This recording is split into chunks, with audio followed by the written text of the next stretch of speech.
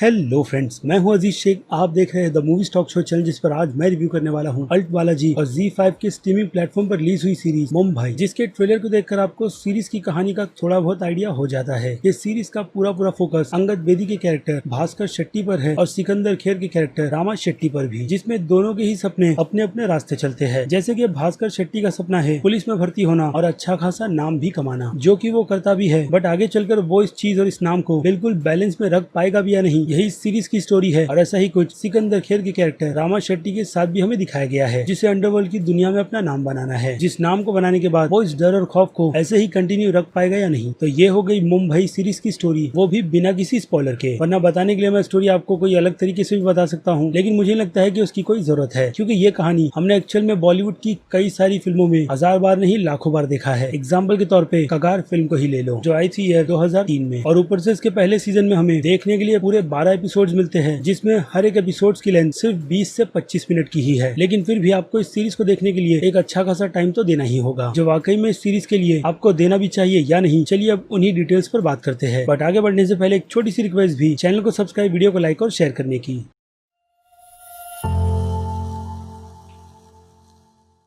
So friends, तो series की और डिटेल में जाने से पहले इस सबसे बड़े डाउट को भी क्लियर कर देते हैं कि ये सीरीज फैमिली के साथ बैठकर देखने जैसी तो बिल्कुल भी नहीं है। और उसके अलावा आप इस सीरीज को लेकर अगर ये सोच रहे हो कि ये सीरीज ट्रेलर से ही हमें काफी ज्यादा डिसअपॉइंट करती है, जिसके हिसाब से हमें ये सीरीज बिल्कुल भी देखनी नहीं चाहिए, वेल तो मुझे लगता है आपकी सोच इस सीरीज को लेकर पूरी तरीके से गलत है। जी हाँ, क्योंकि स्टार्ट में मैंने भी इस सीरीज के ट्रेलर को देखकर ऐसा ही सोचा था कि मैं इस सीरीज को देखने के लिए अपना टाइम वेस्ट भी करूँ या नहीं। लेकिन जब मैंने सीरीज देखना शुरू किया तो ये सीरीज कब शुरू हुई और कब खत्म, उसका मुझे कोई भी आइडिया नहीं था। लेकिन सीजन 1 को एक ऐसी आधी एंडिंग दी गई है जिससे कि ये साफ है कि इसका सीजन 2 भी आएगा, और मुझे लगता है वो आना भी चाहिए। और इसका सबसे बड़ा रीजन है ऐसे क्राइम के जॉनर में सभी ऑडियंस को काफी ज्यादा एंटरटेन करने की, जो कि ये सीरीज डेफिनेटली करती है। जी हाँ, ये सीरीज एक अच्छा खासा टाइम पास है, जिसे देखकर आप बिल्कुल भी नहीं पछताओगे, बल्कि आप इस सीरीज को एंजॉय करोगे अगर आप सीरीज की बाकी दूसरी मिस्टेक्स को पूरी तरीके से इग्नोर करते हो तो। क्योंकि अगर यहाँ पर मैं डिटेलिंग की बात करूँ और हाँ सीरीज की प्रॉब्लम की, तो वो इस सीरीज में भरी पड़ी है, जिनमें से कहानी को लेकर मैंने आपको डिटेल ऑलरेडी दे रखी है कि कहानी हमारे सामने नया कुछ भी प्रेजेंट नहीं करती। लेकिन प्रेजेंट से याद आया कि वो इस पूरी की पूरी सीरीज की प्रेजेंटेशन ही है, जिसकी वजह से हम इस शो को बहुत नहीं बल्कि काफी ज्यादा एंजॉय करते हैं। और सबसे बड़ा क्रेडिट अगर किसे जाता है तो वो है इसके एडिटिंग डिपार्टमेंट को, जिनकी पकड़ इस शो के रनिंग पेस पर बहुत ही ज्यादा अच्छी थी, इतनी अच्छी कि ये शो हमें बिल्कुल भी बोर नहीं होने देता। और अगर आप ये सोच रहे हो कि ऐसे रनिंग पेस में अगर कहीं पर सबसे ज्यादा गड़बड़ी होती है तो वो है कैरेक्टर डेवलपमेंट में, तो जी नहीं, उन चीजों को भी इस सीरीज में काफी अच्छी तरीके से ध्यान में रखा गया है, जिसकी वजह से हम ऐसा तो फील बिल्कुल भी नहीं करते कि सीरीज में दिखाए गए कैरेक्टर्स को ठीक ढंग से प्रेजेंट नहीं किया जा रहा। लेकिन मुझे लगता है कि कास्टिंग डिपार्टमेंट की तरफ से अगर जो गलती हुई है वो है इसके लीड एक्टर यानी कि अंगद बेदी को ऐसे चैलेंजिंग रोल देना, जिस कैरेक्टर के साथ वो पूरी तरीके से इंसाफ करते हुए तो नजर नहीं आते। और ऊपर से इस सीरीज में जो जान है वो है डायलॉग्स की, और वो भी उनके मुंह से इतनी प्रोफेशनली निकलती नहीं। लेकिन इसमें बात करें सिकंदर खेर की, तो उनकी ही परफॉर्मेंस आपको इस सीरीज को पूरा देखने के लिए मजबूर करती है। और अब उसके अलावा बात करें इस शो के पूरे प्रोडक्शन की, तो पूरे शो की प्रोडक्शन क्वालिटी बहुत ही ज्यादा घटिया है, और एक हिसाब से इसका डायरेक्शन भी, क्योंकि ये सीरीज किसी भी एंगल से क्या कोई भी एंगल से 80s को तो ध्यान में रखकर बनाई ही नहीं गई है। और बात करें दूसरे कास्ट की परफॉर्मेंस की, तो उनके भी रोल सीरीज में इतने ज्यादा इंप्रेसिव है नहीं, क्योंकि राइटर्स ने उन सभी कैरेक्टर्स की स्टोरी को इतनी भी ज्यादा ध्यान से लिखा नहीं है, जितना ज्यादा फोकस सीरीज में इन दो कैरेक्टर्स पर दिया गया है। और इसके अलावा सीरीज की बाकी दूसरे डिपार्टमेंट्स की भी बात करें तो उन सभी में भी ये सीरीज बस ओके सी ही है, चाहे आप उसमें सीरीज के BGM, डायरेक्शन, प्रोडक्शन क्वालिटी और परफॉर्मेंस को ही क्यों ना ले लो। लेकिन जो इस सीरीज में सबसे ज्यादा अप टू द मार्क चीज है वो है सीरीज की एक जबरदस्त एडिटिंग, जो आपको बिना देखे तो बिल्कुल भी समझ नहीं आने वाली। यानी कुल मिलाकर देखा जाए तो ये एक अच्छी खासी टाइम पास की सीरीज है, जिसे आपको देखकर एक मौका तो देना ही चाहिए। तो चलिए अब इस सीरीज की और बाकी की डिटेल्स मैं इसकी रेटिंग के टाइम पर डिस्कस कर लेता हूँ, जिनमें अगर मैं बात करूँ इस सीरीज के एक्शन की, तो सीरीज में एक्शन की कोरियोग्राफी तो भाई इतनी ज्यादा बेकार है, जिसकी प्रेजेंटेशन आपको स्क्रीन पर ही देखकर काफी आसानी से पता चल जाएगी कि सीरीज में गन फाइट से लेकर किसी कैरेक्टर को मारने पर भी ये सीरीज कितनी बुरी तरीके से फेल हो रही है, जिसके चलते एक्शन के लिए मेरी रेटिंग रहेगी 5 में से सिर्फ 1.5 स्टार की। और कॉमेडी की बात करें तो कॉमेडी इस सीरीज में सिर्फ और सिर्फ गालियों की वजह से ही आती है, और सिकंदर खेर के कैरेक्टर की वजह से। इसके हिसाब से कॉमेडी के लिए मेरी रेटिंग रहेगी 5 में से पूरे 1 स्टार की। और बात करें ड्रामा की, तो ड्रामा के लिए मेरी रेटिंग बनती है 5 में से 3 स्टार की, क्योंकि उसकी प्रेजेंटेशन भले से ही घिसी पिटी पुरानी फिल्मों की तरह क्यों ना हो बॉलीवुड की, लेकिन प्रेजेंटेशन एक काफी फास्ट पेस एडिटिंग के साथ लोगों के सामने बहुत ही अच्छी तरीके से प्रेजेंट की गई है, जिसने इस कबाड़ जैसी सीरीज को भी देखने लायक बना दिया। दिया। और अब आ जाए सस्पेंस पर, तो सस्पेंस के लिए वैसे रेटिंग देनी नहीं चाहिए, लेकिन सीजन 2 भी बनेगा, इसलिए उसके हिसाब से सस्पेंस की रेटिंग बनती है 5 में से आधे स्टार की। और हॉरर और थ्रिल के लिए तो ये सीरीज 5 में से 0 स्टार ही डिजर्व करती है। और अब बात करें मासस ऑडियंस की, तो इस सीरीज को मासस ऑडियंस काफी ज्यादा एंजॉय करने वाले हैं, जिसके हिसाब से उनकी नजर में इस सीरीज की रेटिंग है 1 ही। और बात करें क्रिटिक्स की, तो क्रिटिक्स की नजरों में ये सीरीज इतनी भी ज्यादा खास है नहीं, अगर डिटेलिंग की बात करें तो। इसलिए मेरे हिसाब से क्रिटिक्स की नजरों में इस सीरीज की रेटिंग बनती है B- की। और बात करें मेरी, तो मैं इस सीरीज को सीधे सीधे B की रेटिंग दूंगा। रीजन मैंने आप सभी को काफी अच्छी तरीके से इस वीडियो में एक्सप्लेन करने की कोशिश की है कि ये सीरीज अपनी पकड़ किस तरीके से बनाती है और किस तरीके से बिल्कुल भी नहीं। इसलिए B की रेटिंग इस सीरीज के लिए मेरे हिसाब से तो बिल्कुल परफेक्ट है। वेल, तो ये था मेरा पर्सनल ओपिनियन अल्ट बालाजी और ZEE5 पर रिलीज हुई सीरीज मुंबई को लेकर, कि मुझे पर्सनली ये सीरीज कितनी ज्यादा पसंद आई है और कितनी नहीं। तो अब आपकी क्या राय है मुंबई सीरीज को लेकर, उस बारे में मुझे कमेंट कर जरूर बताइएगा कि अगर आपने इस सीरीज को देखा है तो ये सीरीज आपको कितनी ज्यादा पसंद आई है और कितनी नहीं। और इसी के साथ साथ अगर आपको मेरा काम भी पसंद आया है इस वीडियो में, तो मेरे इस वीडियो को भी लाइक करना बिल्कुल भी मत भूलिएगा, ताकि मुझे मोटिवेशन मिलती रहे इस टाइप के कंटेंट को अपने चैनल पर कंटिन्यू रखने की। तो चलिए अब खत्म करते हैं वीडियो को यहीं पर। मैं हूं अजीज शेख, आप देख रहे थे the movie stock show channel, जिसे अगर आपने अभी तक सब्सक्राइब नहीं किया है तो सब्सक्राइब कर लीजिए और बगल में बने हुए इस बेल आइकन के साथ साथ नोटिफिकेशन को ऑल पर क्लिक कर दीजिएगा। इससे होगा ये कि अपने चैनल पर मैं जब भी कोई नई वीडियो अपलोड करूंगा आपको उसकी नोटिफिकेशन सबसे पहले मिलेगी। इसलिए चैनल को सब्सक्राइब, वीडियो को लाइक और शेयर करना तो बिल्कुल भी मत भूलिएगा। और मैं मिलता हूँ जल्दी आपसे दूसरी किसी वीडियो में किसी और फिल्म या फिर किसी और सीरीज के टॉपिक पर बात करते हुए। तब तक के लिए तो आप मेरे चैनल के बाकी दूसरे वीडियोस को एंजॉय कीजिए और टिल देन